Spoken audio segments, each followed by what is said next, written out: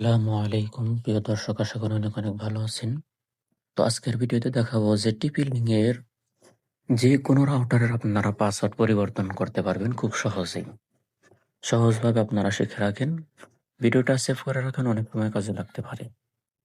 তো সর্বপ্রথম আমরা পাসওয়ার্ড পরিবর্তন করার জন্য আমি যে রাউটার পাসওয়ার্ড পরিবর্তন করব এটার মডেল হচ্ছে TP-Link C6। তো উপরে সার্চ বক্সে কম ব্রাউজারে আসার পরে সার্চ বক্সে লিখতে হবে শুধুমাত্র আপনারা এখানে 1 লিখলেই আপনাদের কাঙ্ক্ষিত সেই ওয়াইফাইয়ের কোডটা এখানে চলে আসবে 192.168.0.1। আসার পর আপনারা এই অপশনটার উপরকার অপশন চলে আসবেন। এরকম পপ চলে আসলে আপনার উপরে ক্রস আইকনে টাচ করে কেটে দিবেন। কেটে দেওয়ার পর এখানে দেখতে পাবেন যে আমার ফোন শুধুমাত্র একটা ডিভাইস কানেক্ট আছে আমার ডিভাইসে।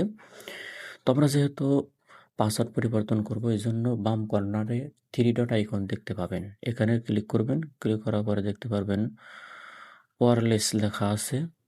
ওয়্যারলেস লেখা, এই ওয়্যারলেসের উপর ক্লিক করবেন। ক্লিক করা দেওয়ার পরে এখানে আপনারা যাবতীয় অপশনগুলো আপনারা দেখতে পাবেন। আমার রাউটারের পাসওয়ার্ড সবকিছু এখানে দেওয়া আছে।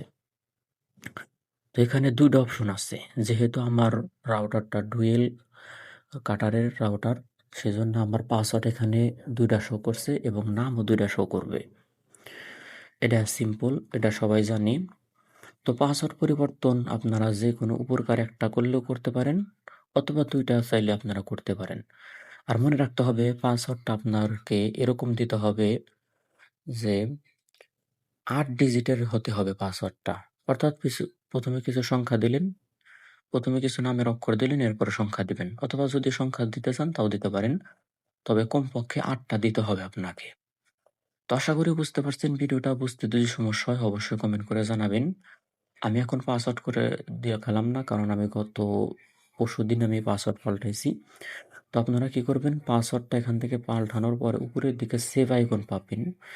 ঠিক এই কর্নারে এই যে এই জায়গায় আপনারা সেভ অপশন আসবে। এখানে পাসওয়ার্ড পরিবর্তন করার সাথে সাথে শুধুমাত্র সেভ করে দিলে আপনার পাসওয়ার্ডটা পরিবর্তন হয়ে যাবে।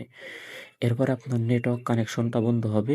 আপনি ওয়াইফাইয়ের উপরে লোগোর উপরে ক্লিক করে ধরে রেখে সেটিংয়ে চলে যায়, আপনি আবার নতুন করে পাসওয়ার্ড দিয়ে চালাইতে পারবেন। তো আশা করি ভিডিওটা অনেক বুঝতে পারছেন। যদি কারো সমস্যা হয় অবশ্যই কমেন্ট করে জানাবেন।